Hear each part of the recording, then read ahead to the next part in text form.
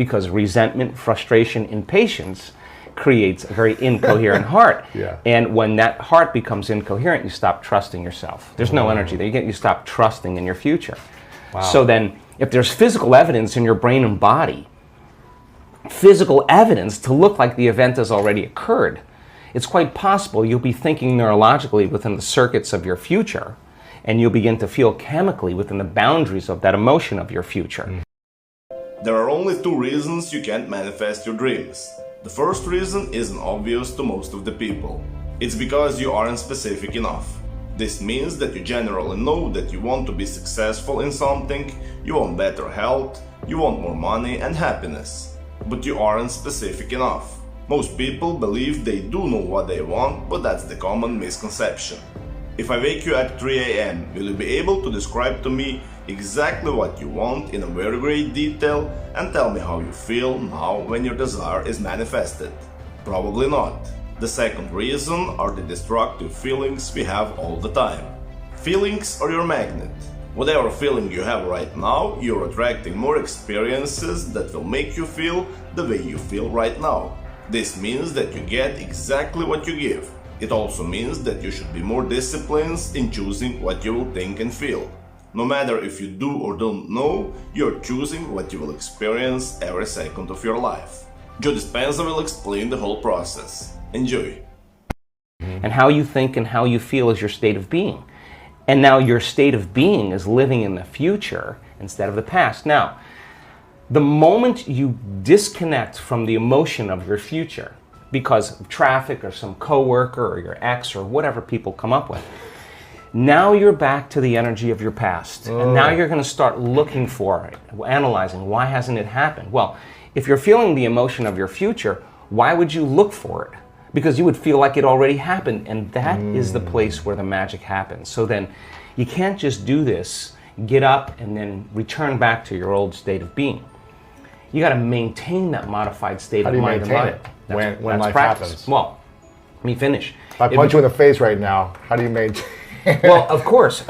I mean, we all take blows in our lives, and we all react emotionally. But the question is, how long are you going to react? Right. So then, if you can't mediate and regulate your emotional reactions, and those emotions linger for days, that's a years mood. For some people. Mood, and then months, temperament, years, personality trait. So then the person's personality is literally based on the past. But they don't know that because they're doing it over and over again, and it becomes a subconscious program. So now, if it requires a coherent brain and a coherent heart, then we have to train people how to self-regulate. So we've done thousands and thousands of measurements. We've partnered with the Heart Math Institute to teach people how to create and sustain heart coherence. It just requires getting still, closing your eyes, putting your attention on your heart, changing your breath so that you move into the present moment. And when you slow your breathing down, you slow your brainwaves down. When you slow your brainwaves down, now you're accessing your autonomic nervous system. So then you train a person how to open their heart and feel an elevated emotion, and it takes a little practice. And just like a flower that takes time to bloom, it takes a little bit of time. But if you work in trading the resentment, the frustration, or the impatience for gratitude, appreciation, and thankfulness, and you keep at it, there'll come a moment where that system switches on, and now you're feeling grateful for no reason at all. Now, that's not a bad thing, because gratitude, the emotional signature of gratitude, means something's happening to you, something has happened to you, you're receiving something, or you just received something. So your body then, when you're feeling gratitude, is in the perfect state of receiving. So then that means then you'll accept, believe, and surrender to the thoughts equal to the emotional state of gratitude. If you're living in resentment, you're living in fear, you're living in impatience, you could say, I'm healthy, I'm healthy, I'm healthy, I'm wealthy, I'm wealthy, and with all you want, and that thought's going to stop right at the brainstem and never make its way to the body, because the body's not feeling it, or because why? Because you're feeling resentment, and that thought is not consistent with the emotion of resentment. Resentment has a different set of thoughts, right? In other words, once you start opening your heart, it begins to move into coherence.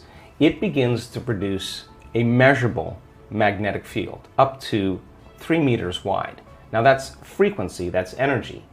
And all that energy, that frequency, carries information, carries an intent. So then when you're feeling gratitude and your heart is open, you're broadcasting energy into the field. A frequency. A frequency. You lay the intent of the thought of your health or your wealth. That frequency can carry the thought of your wealth. It can carry the thought of your health. If you're suffering, suffering does not carry, that energy does not carry the thought of your wealth. It carries a different set of thoughts. So then we're teaching people how to self-regulate, because if you're going to believe in that future that you're imagining with all of your heart, it better be open and activated. Right. And you better know how to self-regulate. And you have to know the moment you disconnect from the energy of your future because of some circumstance in your life and you lose that feeling, if you're practicing it on a daily basis with your eyes closed, then the next level is to be able to open your eyes and do it right in the moment and be able to self-regulate and change the frustration from some experience in your life back to the energy of your future. Now, that requires great awareness and great effort. But if you have a community of people that are practicing this on a daily basis and they're connected to their future, because that's where their mind is, they begin to want the future more than the emotions of the past. So we've done enough measurements now, Louis, to know that we can teach people how to do that, and we have evidence that people can sustain it for 45 minutes to an hour. It's a skill now. They know that they know how to do it. So now they have brain coherence and heart coherence. Well, once the heart begins to become orderly and coherent, it acts as an amplifier and it drives energy to the brain. So now the brain is getting more energy once the heart is open, and then you're thinking a different set of thoughts. And those thoughts produce different chemicals for you to feel more of that. And here comes nitric oxide from oxytocin, and then all of a sudden your heart literally starts to swell. And experience enriches the brain. We don't see things how they are. We see things how we are. So as you begin to change your circuitry, you're going to perceive more of reality. And why? Because we probably perceive 1% of reality. So how do we begin to fully engage, right? So for me, none of that matters. None of that veneer stuff matters. What matters is the essence. What matters is, am I making a difference in the world?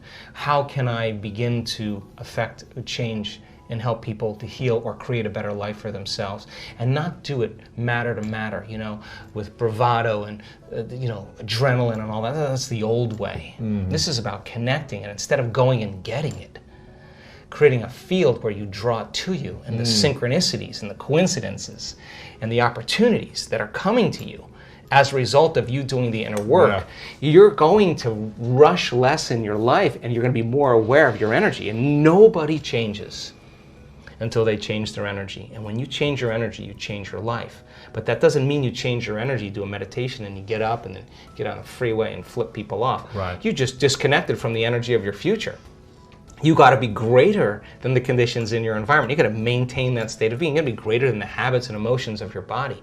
And you got to sustain it for an extended period of time. And most people keep their attention, always their awareness on their body. They keep their attention on everything in their environment, people and things. Their brain is always scanning everything around us to determine what's known and unknown, what's safe and unsafe, right? And, we do that all the time. So our research shows that the moment you take your attention off your body and you go from somebody to nobody, you take your attention off the people in your life and go from who you identify with, from someone to no one. And so many people spend their whole life building an identity of being someone. Take your attention off your cell phone, your computer, your car, and go from something to nothing. Take your attention off where you're sitting, where you need to be, someplace you have to go from somewhere to nowhere. And take your attention off time, linear, thinking about the predictable future or the familiar past, and fall into the generous present moment and go from some time to no time.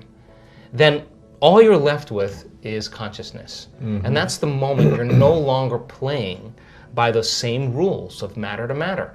And there's a very elegant moment that takes place in the brain. In fact, I was just showing my research to a group of researchers in Santa Cruz this past week, and they were blown away. And I said, now watch, this person's going to have a transformational moment. They said, how do you know? I go, I've seen enough of these. And the next moment, the whole brain just lights up. That person is switched on, they'll never be the same person again. They're having a transcendental moment. And we could actually predict it and teach it now. It's a formula. Just like you doing sports, it just becomes a formula. Sure. And then you change the formula and you add to it, right? So when you no longer are identifying with your body, your environment, and time, that's the moment you're pure consciousness. Now, you're just an idea. You're an awareness. Awareness that has nothing to do with local space and time. And now, if you're you no can longer... go beyond anything. You can go beyond, and that's when the brain... Because the brain doesn't change the brain. It takes a long time. It takes a long time for the personality to change the personality, for the ego to change the ego. The programs to change the programs takes forever. Matter takes a long time to change matter. But when you're in this moment, you're no longer playing by those rules. Consciousness is the phenomenon above matter. In fact, consciousness is beginning to activate or manipulate circuits in the brain. People just think the brain is creating consciousness. No, consciousness is executing the brain, right?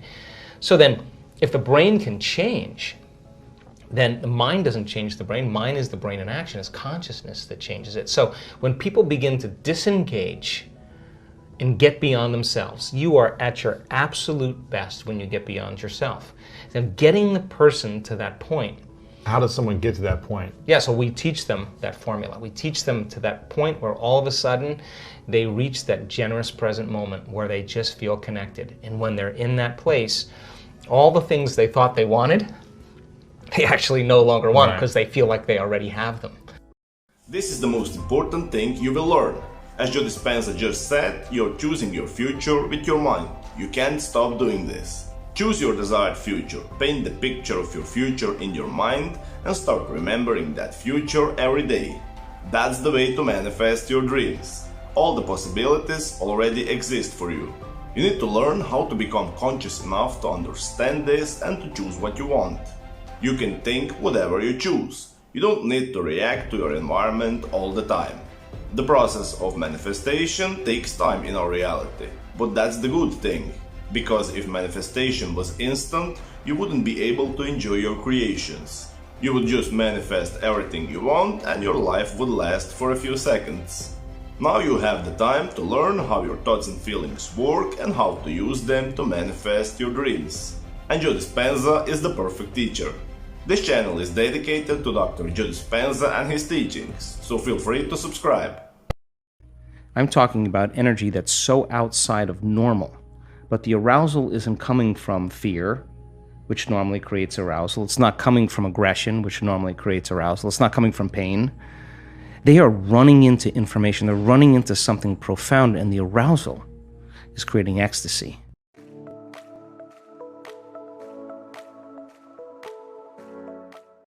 People come to our work for all kinds of reasons. Some people, like you said, have health conditions. Some people want to create a new job, a new career, a new relationship. Some people are craving a mystical experience. Some people just want to understand life from a different perspective. And I think science has become the contemporary language of mysticism. I think it's science that demystifies the mystical.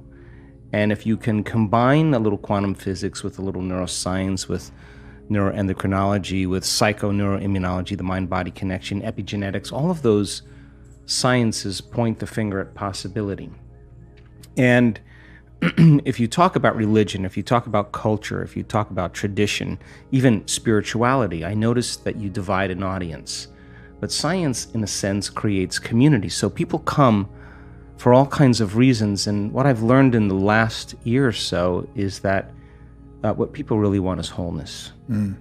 Because when we want something, we're in separation or in lack, right? And so when we started experimenting with doing different scientific measurements, one of the things we started to notice is that when a person somehow connects to something greater, and that has an influence on their nervous system, the side effect is that they feel so whole, so rejuvenated in that moment, so blessed by life in that moment from an inner experience that it's impossible for them to want. I mean, how can you want when you feel whole, right? And so when we started looking at heart coherence and we saw this tremendous changes in people's ability to be able to sustain a state of mind, a feeling in their heart for an extended period of time. We have data to show you could be sick and do that. You could be a vegetarian and do that. You could be a carnivore and do that. You could be rich, you could be poor. And it doesn't, if you're skinny, overweight, doesn't matter. Once you learn that skill of self-regulation and being able to experience a greater level of wholeness, that if you can create from wholeness instead of separation or lack, you can produce greater effects on the nature of reality. So we came from singularity, and when you're oneness or when you're source, there's no separation between cause and effect. Your thoughts create experiences when you're in oneness. We journeyed down the density, and now we're really separate from source. And so what happens between cause and effect is called time. So we're here now to prove to ourselves that the divine lives in us. So why not practice shortening time or the interval between cause, the thought, and the effect, the experience? And when you start seeing something appear in your life as a result of you at cause, you start getting more kind, more caring, more loving, more conscious, more present, because you feel more whole. And so people in our work come for a lot of reasons, and yes, they have challenges and health conditions. But instead of wanting to heal, I want them to learn the formula on how to heal. I want them to learn the formula on how to create reality. I want them to learn the formula that there is a door to other dimensions that they can create independent of any exogenous substance, and release latent systems in the brain that causes them to realize they're not a linear being living a linear life. They're a dimensional being living a dimensional life, and it only takes one of those experiences where you have an alteration in your identity that you can't go back to being the same person again. Now, the game changes now, because I've seen this so many times when that person runs into the divine, and there's an arousal that takes place in their nervous system. And I'm not talking about a little energy. I'm talking about energy that's so outside of normal. But the arousal isn't coming from fear, which normally creates arousal. It's not coming from aggression, which normally creates arousal. It's not coming from pain. They are running into information. They're running into something profound, and the arousal is creating ecstasy. The arousal is creating bliss. The arousal is so profound. The feeling that they're having isn't coming from anything out there. Mm-hmm. It's coming somehow from within them. And they get a taste of that, and they're less seduced by the outer world. They know where to get it. And now they have a romance with the divine. They have a date with the divine every day, because the process of creation in connecting to that field should be ecstatic. The process of healing another person should be bliss, because you need to connect to that field and create from the field instead of from matter. So there's so much cool research that changes our mind about that, because it's not matter that's emitting a field. It's the field that's creating matter. You teach people to change the field. You change the field, you change matter. And understanding that is a reversal in navigating in a realm beyond space and time. That once you can get beyond your attention on your body, get beyond your attention on different objects and people and things at certain times and places in your environment, no longer anticipating the next moment or living in the past, when a person can get transcendental beyond their identity, they start passing through an eye of the needle. And that is their connection to that unifying field, that invisible field of energy that actually is connecting everything physical and material. And you can't use your senses when you're there. In fact, when you are there, there's a whole nother set of rules to execute in. There's no place to go. How could you go if there's no space? If there's no space, there's no time. Every thought has a frequency. The creation process happens in the present moment. It seems that our lives are designed to be so stressful and pacey that entering the present moment is practically impossible. But that's the illusion. That's a challenge you will overcome. But you have to decide what you want to experience right now. You have to know how your desired future looks like in a very great detail, and then you have to remember that desired future every day, whenever you can. That's your job, understanding that you're the creator, that everything is possible, and to remember your desired future as already manifested. The easiest way to do that is to take a few minutes every now and then to close your eyes and to enter that desired future in a calm and relaxing state. It's nothing hard to do, it's actually the opposite. You will enjoy your desired future in your mind. You will immediately feel better. But you can't forget to do this creative, conscious work. You need to be disciplined enough to do this every day. And being able to create from that place is why we're here. And so then, when you see a person feel whole, and we measure their oxytocin levels, it's not just a little oxytocin. The oxytocin is 200 times normal, and oxytocin signals nitric oxide. And nitric oxide signals a chemical called endothelial-derived relaxing factor, and that causes the arteries in your heart and your lungs to literally open up. And just like your sexual organs get engorged with energy and fluid and blood, when that center is aroused, with the same intensity, you have a fullness in your heart. It's physiological. And when oxytocin is released, it's impossible to hold a grudge. You cannot hold a grudge because you wouldn't want to trade this feeling by judging another person. You wouldn't want to trade this feeling for any condition in your environment. And this is the beginning of unconditional. This is the beginning of our divinity. So when you have all this energy in your heart and oxytocin levels are elevated, this is a different consciousness. Now, the only thing you want to do is give. You want to say, I feel so amazing, and I want you to feel the way I feel. So here, I'll give this to you. So now people come to our work to help others. People come to this work because they're not so interested in the material things, although if it got them here, and they learn the formula and they learn how to create, once you get that, now that game's over. Now you want to make a difference. You want to leave a legacy. You want to contribute. You want to help somebody. And we bring children in at the end of the event and we heal them of really serious health conditions. And we have really profound and prestigious universities in the United States saying, what in the heck are you guys doing? Like, we want to come and study this because it's so phenomenological. Now you're being a part of something great. So yeah, it may be the sports car, it may be the new relationship, it may be healing your body, but then when that happens, now what? What are you going to do now? Exactly. I mean, what are you going to do when you have everything? What are you going to do now? The next thing is, how am I going to make a difference? We're wired to care for one another, to be kind to one another, to heal one another, to shine for one another, so to show other people they can shine. That's what the living organism does when they're not in fear. They're not in aggression and hatred and prejudice and all those things that create division. So when that person runs into that experience of the divine and their brain goes into an aroused state of gamma, they're getting a biological upgrade. I can guarantee you that some health condition will be eliminated because they just ran into wholeness, and their body will become more whole. So they could do all the diets, all the chemotherapy, all the nutrition, everything, and they're handling that health condition matter to matter. And when you change that, anything in your life matter to matter, there's a long space between cause and effect, between thought and experience. It's sometimes so long you forget what your dream was.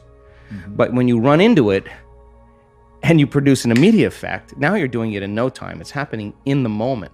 And if you can capture that, and you see the brain go into these elevated states of coherent gamma patterns, 200, 300, 400, 500 standard deviations outside of normal.